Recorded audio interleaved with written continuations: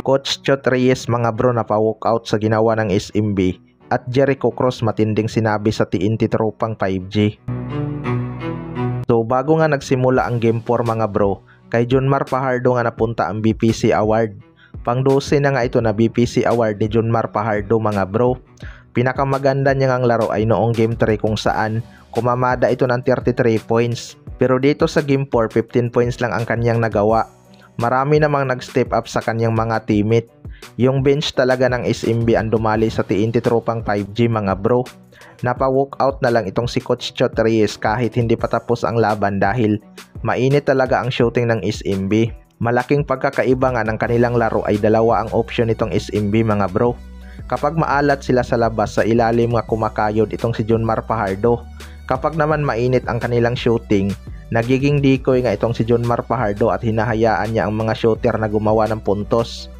Hindi rin naman kasi masama ang nilaro ng TNT tropang 5G mga bro dahil napakainit din ang kanilang shooting beyond the arc. Hindi nga lang masyadong naramdaman si Calvin Oftana at RR Pugoy sa kanilang opensa. Mukhang mapupornada pa itong Grand Slam dream ng TNT tropang 5G mga bro. 3-1 na nga ang kanilang standing at mahirap na makabalik sa ganyang series. Lalo na't SMB pa ang kanilang kalaban na isang powerhouse team. Na-outplay talaga sila ng SMB noong dulo matapos nilang makalamang. Sa kabilang banda naman mga bro, Jericho Cross matinding sinabi sa TNT tropang 5G. Ito ngang si Jericho Cross ay napaka-impressive ng pinapakita lalo na ngayong finals mga bro. Role player nga lang ito ng SMB pero napakalaki ng kanyang ambag partikular na sa opensa. Nagtala nga ito ng 23 points kabilang ang kanyang 5 threes. Halos walang ang makapigil kay Jericho Cross mga bro. Kahit anong depensa na ang ginawa ni RR Pugoy sa kanya ay pumapasok pa rin.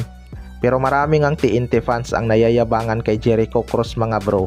Lalo na kapag nakakapasok siya ng 3-point shot. Well, para sa akin mga bro, normal na talaga yan para kay Jericho Cross. Maraming beses niya nang ang ginawa yan dala ng emosyon sa laban.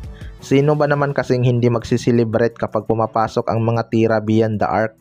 Matutuwa ka nga dito kay Jericho Cross kapag kakampi mo, pero kapag kalaban naman ay maaasar ka talaga. Pero normal lang naman sa basketball ang ganyan. Ika nga nila asar talo, 'di ba? Pero ayon nga kay Jericho Cross mga bro ay napakahirap daw kalaban ng TNT. Nagpapasalamat naman siya na pumapasok ang kanyang mga tira kaya mas ginanahan nga daw siya. Marami ding nakapansin kay Rodney Brundial mga bro na parang nag-cooking gesture ito noong tinawagan siya ng offensive foul. Delikado talaga to dahil pwede nga siyang masuspended at pagmultahin. Malaking bagay pa naman siya sa rotation ng SMB lalo na kapag nagpapahinga si Junmar Fajardo. Kaya abangan na lang natin yan. Kayo mga bro, ano masasabi nyo tungkol dito?